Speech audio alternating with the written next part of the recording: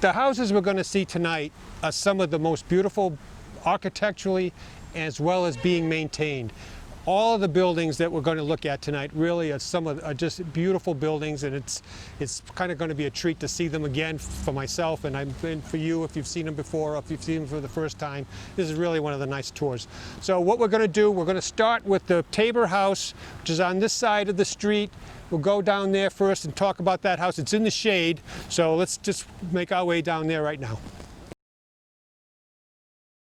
Most of the houses that we're going to see tonight are colonial revivals, houses that were built from around 1880 to just before the Great Depression in the late 1920s. And this is a pretty early version of this style of colonial revival. It's really one of the most beautiful houses in the style in the city, even though it's fairly early, 1890. But look at this detail on this building. This house was designed after the highest quality houses that were built during, and the elements in this house reflect the highest quality of houses that were built during the colonial period in cities like Boston and Philadelphia and in Virginia, where there was really a lot more money. It's hard to, prior to the American Revolution, there really was a lot more money in Virginia than there was in the Northeast because of tobacco and other types of things. And they had some of the more stylish house. So a lot of the elements in this house reflect that type of architecture. You have the dental work and the two really courses of dental work in this house.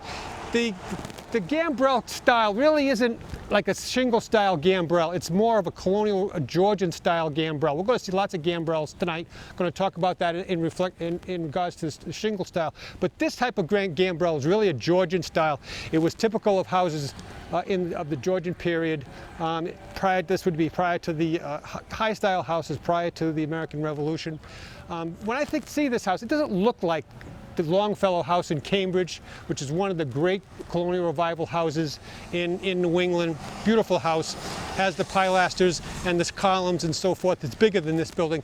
The Longfellow house was the house that Washington stayed in when he came to take over the army, the Revolutionary Army after the Battle of Bunker Hill. Stayed at the Longfellow house. And I think this house is somewhat modeled on that particular building. 1890. The owner of this house was named William Tabor.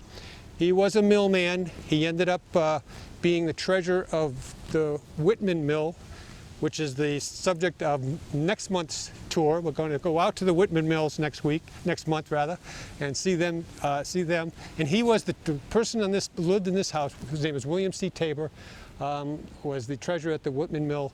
It's still called the Tabor House. It's now owned by the hospital. A number of people who are on tonight's tour were on last week's or a couple of weeks ago's tour, where we did the South 6th Street neighborhood, and I showed the house that had the ugly dormer in the roof. Remember that house? This is exactly the same type of house, except built 100 years later in the colonial revival style. A hipped roof, two-story Georgian. If you put that dormer on the top of this house, like it was in that building, you pretty much had the same thing. Built in 1920. This house, you'll see almost exact versions of this house in any of the large colonial areas of New England. When you go to Newport, you'll see lots of houses look just like this from the colonial era, even as early as 1720. Even if you're riding up 6A on the Cape, in Yarmouth and Old Barnstable, you'll see houses like this. Two-story, hip roof. That means how the angles go to the top. It was designed like that in the colonial era because it kind of supported the whole house that way. This way, by this time, didn't have to worry about that. It's mostly designed. And this is kind of almost a copy of those colonial style houses that were built in the cities during the 1720s till even up to 1820. Now, the plaque on this house does designate the most famous person who lived in this house, and that guy's name was Charles Broughton, B-R-O-U-G-H-T-O-N, Charles Broughton. He was the last of the dominant millmen in New Bedford. He worked at Wamsutta, and one of the things that he did, which was very important, was he decided Wamsutta had a great name for itself for creating quality goods for 100 years, like 70 years, by the 1930s. And Broughton was the first man to decide, we need to brand our own products. And that's where the Wamsutta sheets started. They started making pillowcases and sheets with the Wamsutta brand on it, made in New Bedford, finished them here in New Bedford. And it took them all that time to do that. They were making quality products all along, but they were farming them out to be finished. And Broughton was the one who decided, we got to brand our own products, and they did so. And that's where the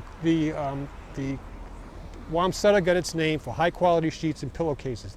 They came up, percale and super percale were two terms they used. Percale means a high quality cloth by thread count and so forth.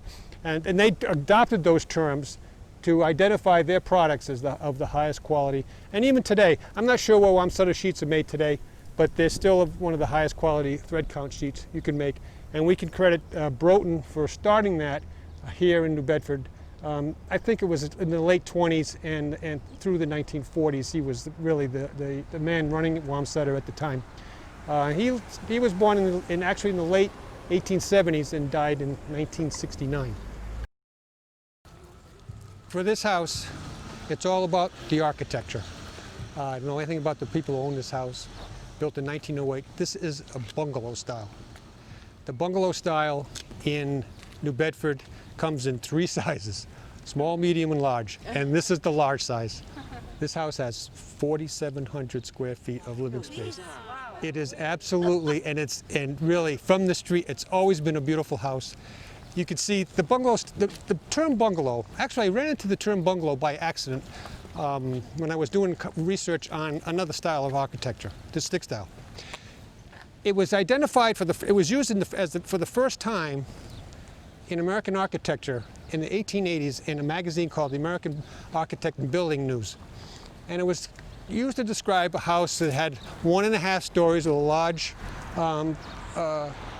wraparound porch. And so I said, well, where did it come from? Where did bungalow come from? And it actually is a term from India. It describes a summer cottage in India, which was like 1.5 stories with a porch that ran around an entire house. Now I was working at the university at the time. We had an Indian student that was working for us. And I asked him, I said, do you know anything about this? Are you familiar with this? Oh yeah, it's a bungalow. And he knew it right off. He said, yeah, these are summer houses for the wealthy. They, when they get out of the cities, they build these nice big houses where they can, where they're nice and cool and they have fans and so forth. And that's where the term came from. Of course, we always mess with the styles and stuff, and we all do our own interpretations of them, but everybody knows pretty much what bungalows look like. There's lots of them in New Bedford. There's lots of them on Allen Street, actually. There's at least 3 or 4 of them on Allen Street, especially from where Page starts all the way out to Rockdale. There's 3 or 4 of them on either side of the street. They're usually, the small versions have like 1.5 stories. There's a big dormer, which is used for sleeping quarters usually. And they're fairly small houses, but they're very attractive. They have columns in the front and so forth. They're sort of an outcrop of especially this house, of the arts and crafts movement. As you can see, the house, this is just a beautiful building, really. You can see the arts and crafts wide overhang with the detail brackets, the way the arch in the doorway here, the huge doorway here. It's just a beautiful house, really, on this corner. It's kind of always been a little bit hidden by the vegetation stuff, but this is I think one of the really attractive houses in Moreland Terrace, as well as certainly one of the finest bungalows in New Bedford. Moreland was the estate of a man by the name of Leander Plummer. His house is on Hawthorn Street. We're going to talk about that house when we get to it. That's the last house on the tour, actually. You can see you can see a little bit of it right there. And at one time, it was closer to the Moreland Terrace now and faced south. We'll talk about how they moved it and whatnot when we get there. But in like the late 1880s, he decided he was gone. Leander was gone, but his son was also an important person in town. He decided to develop the property. Morelands was a nursery, a stable, a farmland, and it was all the way from Page Street to Ash Street and then all the way down to Bedford Street. So it was a huge property. And he decided to develop it, sell the lots and develop it. Now the funny thing about Moreland Terrace is, you know, when you think of development, you know, you think, oh, they're going to sell, you know, X number of acres, they're going to build 50 houses, and they're going to do it within a relatively short period of time, maybe even 5 years. But that's not the case here. This house here, which I'm going to talk about next, after this one, that was built in 1896. And this one here is 1924.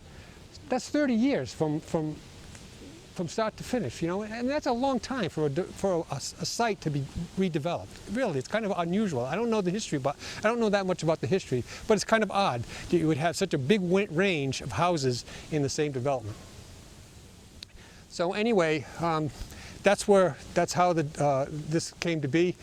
He broke up his estate. It was a nursery, a big giant piece of property. When he moved out here, I'll talk about him more when we get out to his house.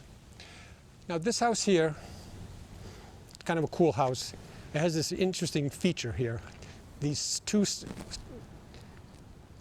maybe you could see it better on this side. It has this sort of shed-like over here. This is homage, I think, to the old colonial, two-story colonials that in the old days, even though they were fairly big houses, 2 stories, they did run out of room. And so what they did was they added a shed addition in the back. And that's where the salt box idea comes from. They didn't build them like that. They added, that was addition to make more space in the back of the house. And I think of the architect who designed this particular property, who I don't know who that was, I think he decided just to mimic that by putting them on the side. He probably didn't have enough land in the back. Well, it was design. It's all design. One of the nice things, the odd things, but a nice thing about the Morelands Terrace development is there's nice lot sizes here. You know, I know most of you have been on my tours in the past, and I'm always saying, one of the big problems in New Bedford is lot size. When we went on the Arnold Place tour last year, I'm sure people remember the Arnold Place tour, you know, beautiful houses, but on postage-sized lots. Well, in Morelands Terrace, they got a little bit of breathing space here, and whether it's the newer houses or the older houses, there's a little bit of space. It's kind of a nice thing. Okay, a little bit about what the Colonial Revival and how that actually started. The Colonial Revival came out of the Philadelphia Exposition, Centennial Exposition in 1876. It was like a gigantic fair celebrating the United States. And they had all sorts of exhibits. They built these gigantic buildings, and they had all kinds of exhibits. The states had their own buildings, like going to the Big E, except 10 times bigger, where, you know, you had these big buildings with giant exhibits, and then you had state exhibits and so forth. And all the states could, and even manufacturers and arts and culture and stuff had exhibits. For instance, Kirk knows that Mount Washington had a very, very impressive exhibit at the Philadelphia Exposition in 1876. But one of the exhibitions they had, they rebuilt a colonial house right in the middle of one of these giant exhibit halls. And that inspired architects to re-look at the past. And so from that, a new architecture was developed which mimicked the designs of the colonial era. And this is a classic example of that. Now, they weren't copies. Originally, the first 20 years of the Colonial Revival era, say from like 1880 to 1910, they weren't copies of those houses. They were adaptations of the styles of the designs of the house. And this is an example. You have this gigantic house. There was no houses this big or looked like this during the colonial era, except the features were popular in the colonial era. And we have here the gambrels.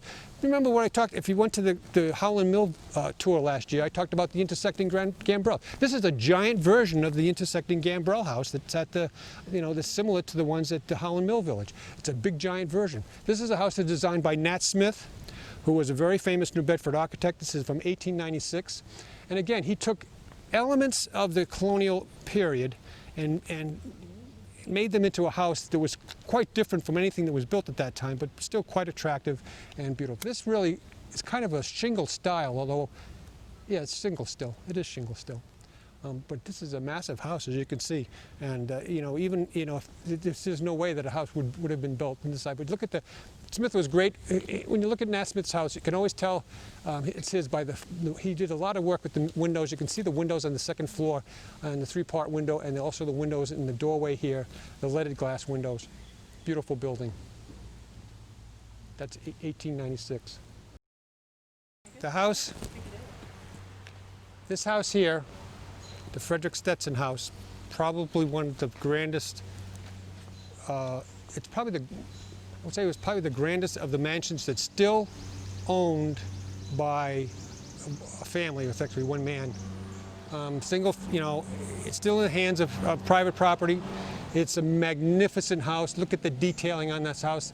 The original owner of this house was a man named Frederick Stetson. He was a big-time lawyer here in New Bedford. House was built in 1896. And as you can see, it's just loaded with detail.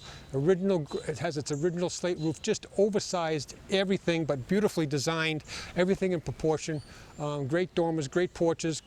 There's just nothing about this house that's not magnificent. I don't know the architect of this house. It's got to be architect designed, but I don't know who did it.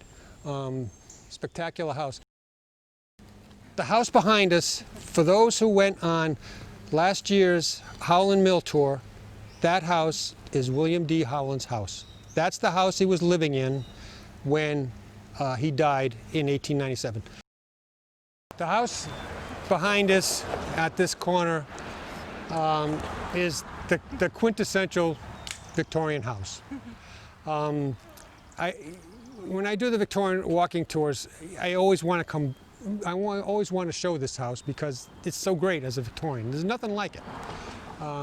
It has the gigantic porches, it has the tower, it has this great site, it has a nice little yard and so forth. It's just a great house. And everybody sees it, everybody knows this house. You can't miss it coming up Hawthorn Street. 1888,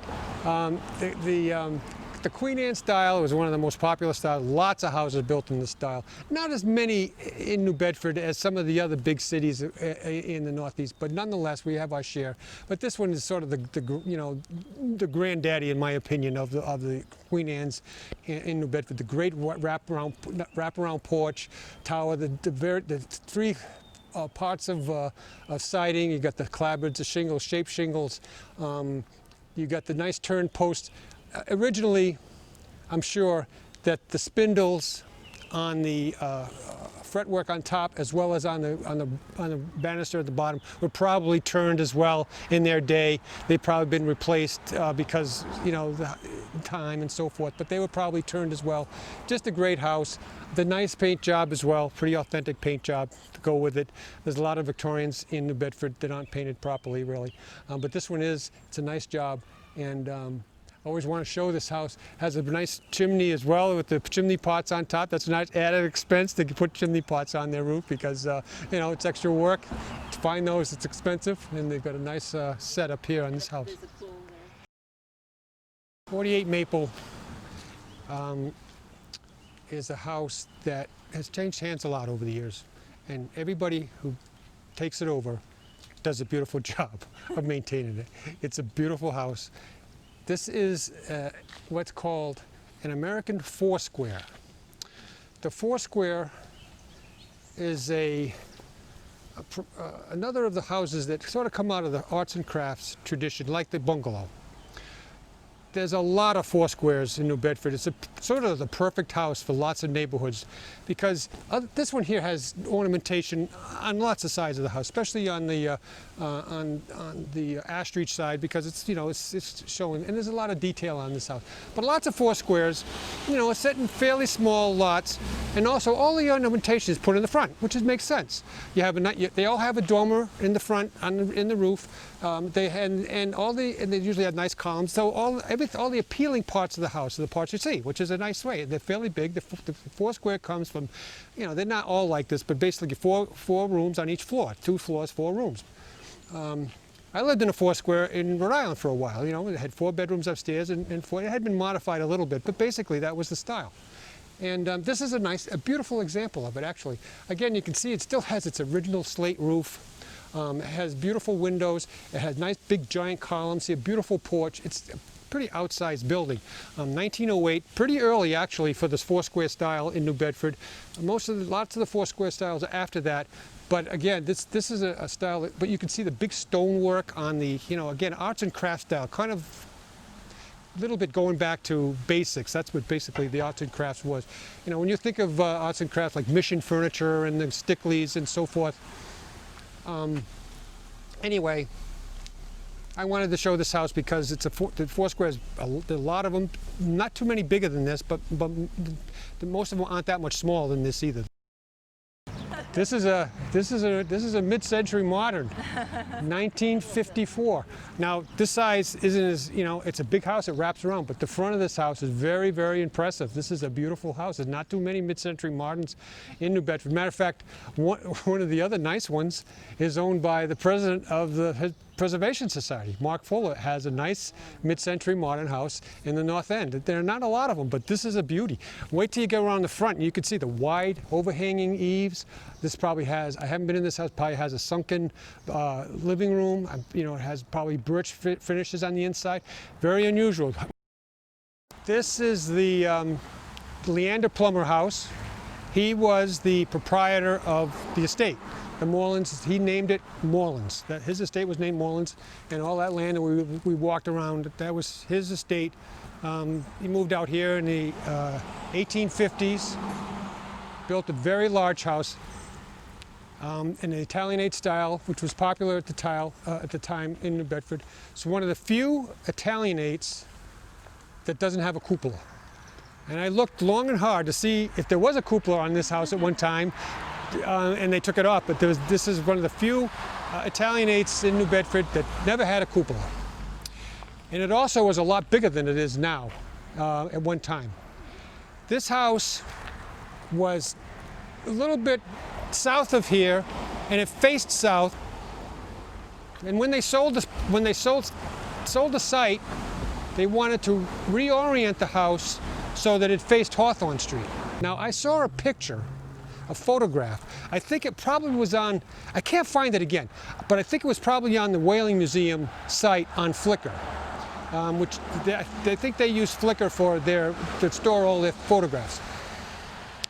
And it showed these huge teams, probably maybe 20 each teams of oxen lined up with all kinds of logs all around the house. And those oxen were going to pull this house to this site, and so the front would face Hawthorn Street. It was unbelievable. I know that that's how they moved houses. When we went on the tour last time, I talked about how they moved the Russell House from Union Street down to its site on North Orchard. That's what they did. They used oxen and these laurels, but I'd never seen pictures. This was a photograph of the site, probably taken from in front of the mayor's house, probably. That's probably pretty much where the picture was taken from. And it showed this, and it was like, wow, this is how they did it. It's huge, maybe 2 team oxen, all yoked up, and going to pull this house across these like telephone pole size rollers. They were really, really long, because they have to be long. Look how big the house is. This is the house they moved. They had to move this whole thing over here, and even if they just moved it 50 feet, it's a long way. And anyway, that's what happened to this house. The Plumbers lived in this house as it was moved here until the 1960s, actually. There was a Leander Plummer Jr. who was a merchant, but he also became a painter of some fame, actually. A fine artist, a painter. And then there was another, I think there was even a Leander Plummer III that lived. So the Plumbers lived in the property until 1965. Very historic house. The Italianate style, has lots of the bells and whistles, the half-round windows that I've talked about. They probably had brackets on his house at one time, although the eaves aren't that wide overhang, but they probably did. Pilasters on the sides. Beautiful house, nice paint job, very authentic paint job. This is the style, this is the paint job that was used on a lot of houses this time. This was before they had ready mixed paints of the tertiary colors. This is prior to the American Civil War. They were still using basic paint colors, and this is nicely done. That's the tour tonight.